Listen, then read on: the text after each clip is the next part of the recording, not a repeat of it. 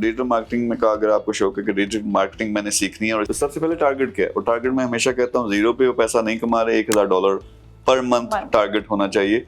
फिर long term target होना चाहिए फाइनेंशियल फ्रीडम, तो उसमें सबसे पहले एक पेज पकड़े, उस पे टॉप पे लिखे $1000 पर मंथ और टारगेट डेट, फॉर एग्जांपल 30 मई 2026। ये आप टारगेट बना लें कि इस वक्त तक मैंने महीने का इस काबिल हो जाना है कि मैं महीने का $1000 कमा रहा हूँ। अब मैंने डिजिटल मार्केटिंग में किस नीश को पिक करना है, मैंने रियल एस्टेट पिक करना, मैंने ऑटोमोटिव्स, वो सेम उसमें स्ट्रेटजी होती है, मैंने ई कॉमर्स पिक करनी है। आपका प्लान बन गया, आप सब सीख चुके हो, 3 महीने के अंदर अंदर आपने इस काबिल होना है कि आप फिजिकली आप काम करना स्टार्ट कर दो।